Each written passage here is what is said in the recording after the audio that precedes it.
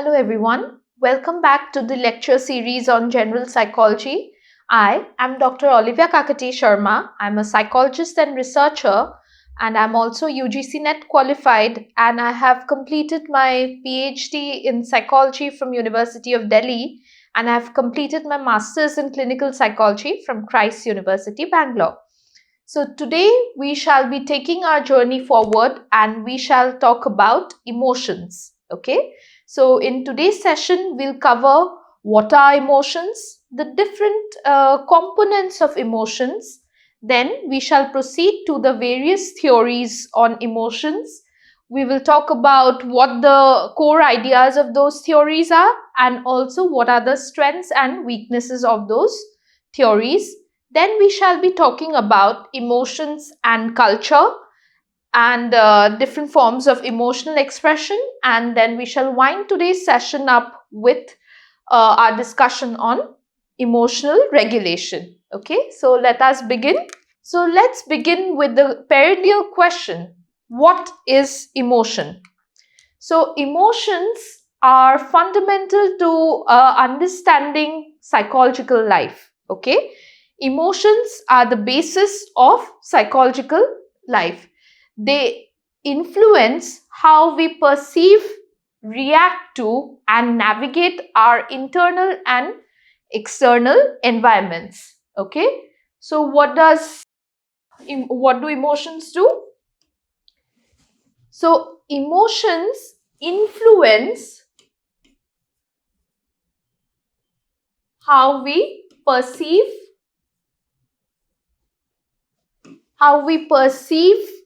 react to, and navigate our environment.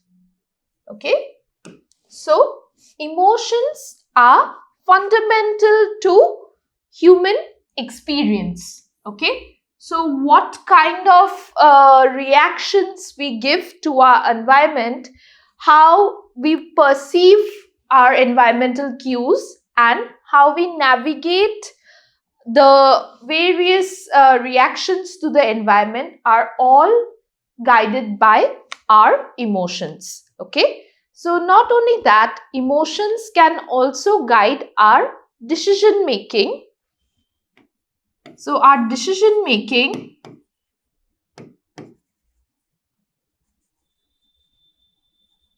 is also guided by our emotions. Then we are motivated to take certain action, motivates actions, okay, because of our emotions, and also the kind of social interactions we have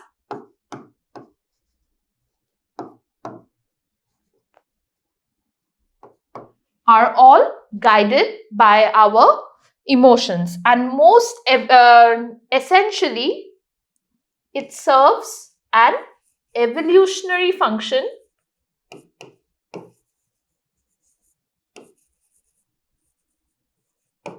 How does it do that? Because emotions guide our fight or flight responses and things like that, which is why they also serve very important evolutionary functions. Now let us try to understand how do we define emotions. So if we look at the definition offered by Cicerelli and White, emotions are the feeling aspect of our consciousness. So what are emotions? The feeling. We very commonly use the word feelings and emotions interchangeably, right? But emotions are nothing but the feeling aspect of our consciousness, and they not only involve the physical arousal,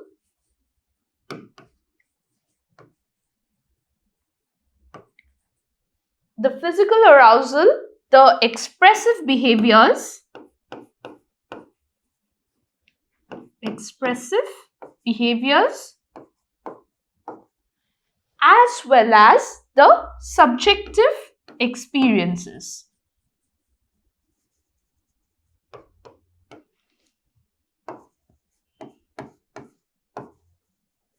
Okay, so emotions are in totality the sum of the physical arousal a situation or a stimuli creates, the expressive behaviors which are seen as a reaction to that, and the subjective experiences we have pertaining to that.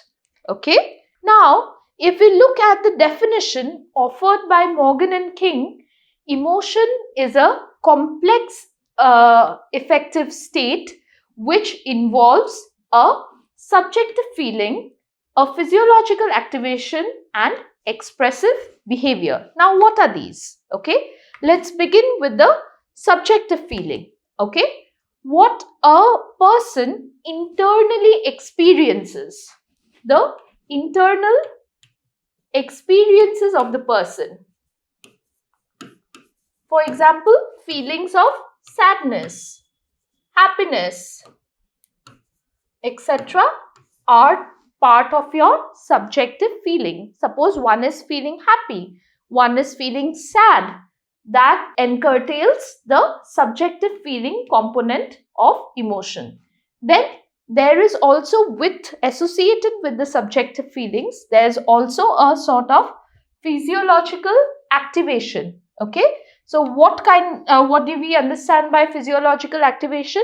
So emotions always involves the brain, especially the limbic system. Okay, so different kinds of emotions trigger different areas in the limbic system and also the autonomic nervous system. Okay, so in totality, when there is sort of a subjective feeling pertaining to the emotions, it also caters a physiological activation of the brain and the limbic system, and that leads to certain expressive behaviors which are nothing but the visible manifestations of emotions. For example, when we feel angry, there is a sort of a facial expression, there's a sort of a bodily posture. Those are your expressive behaviors which are nothing but the visible manifestations of how we are actually feeling or the emotions we are expressing. Okay, now like I said, sometimes we use the words moods, feelings and emotions interchangeably, right? So are moods, feelings and emotions just the same? Let's find out. Okay, so let's start with emotions. Okay, emotions are very short-lived and intense responses to specific stimuli. Okay, so when we encounter any stimuli in our environment, the first sort of reactions, the intense responses to which we feel to that kind of specific stimuli are part of what we call the emotions. Okay, for example, when we suddenly spot a snake out in the open, there is a sudden feeling of fear, right? So that fear is our emotion. Okay, whereas feelings are the subjective experiences of emotions. So feelings are also a component of the emotion, but that is not just the intense response to a particular stimuli, but the subjective associations of experience that we have of those emotions are what encurtail our feelings. Okay, mood, on the other hand, is the diffuse, long-lasting emotional states. Okay, the long-lasting emotional states that are not always tied to one particular event. Okay, So if we view the emotion as something cross-sectional, mood is something which is more long-lasting. Okay, so it is not always tied to one specific event. Emotions are usually the reaction to one particular stimuli or one specific event, and that the subjective experience that creates is what we call feelings.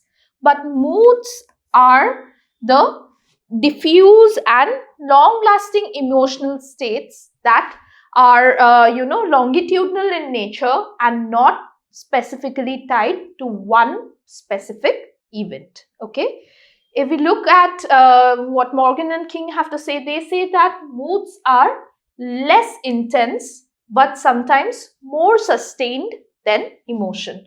So like I said, if we view emotion as something cross-sectional,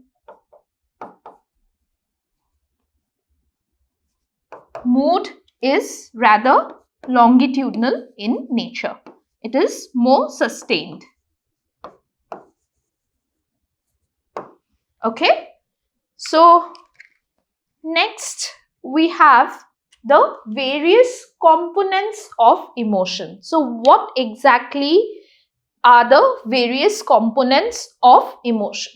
So emotions basically have three components: the physiological or the biological component, the visible manifestations, which are the behavioral component, and finally the mental processes at play, which are the cognitive component.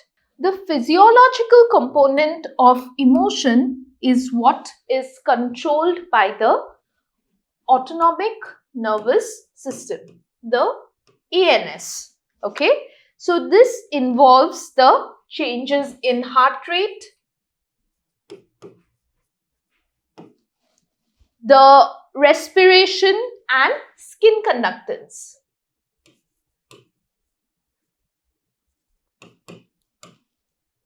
Respiration and skin conductance.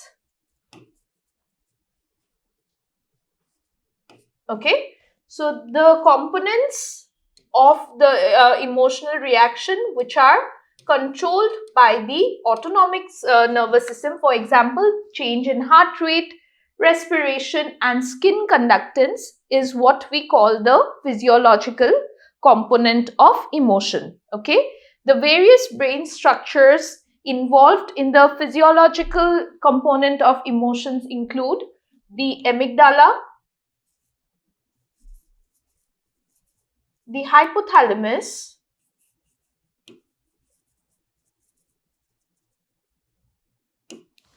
and the insula.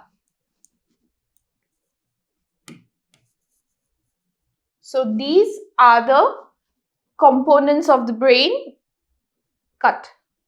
So these are the major brain structures which are involved in the physiological component of emotions. Okay, so next we have the behavioral component of emotions. So like I previously said, these are the visible manifestations of our emotions. So facial expressions,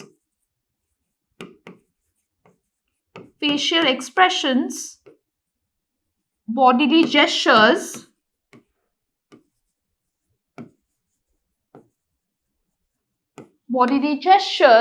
and our vocal tone, body language, etc. are all part of our behavioral component. Okay.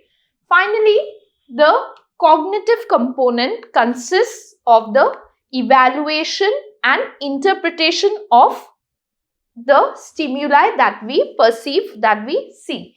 Okay. So the mental processes which are at play, which lead to a particular kind of behavioral reaction or emotional reaction, encompass the cognitive component of emotions. Okay, so the different individual and cultural differences in appraisal can shape our emotional experience, especially the cognitive component of emotions.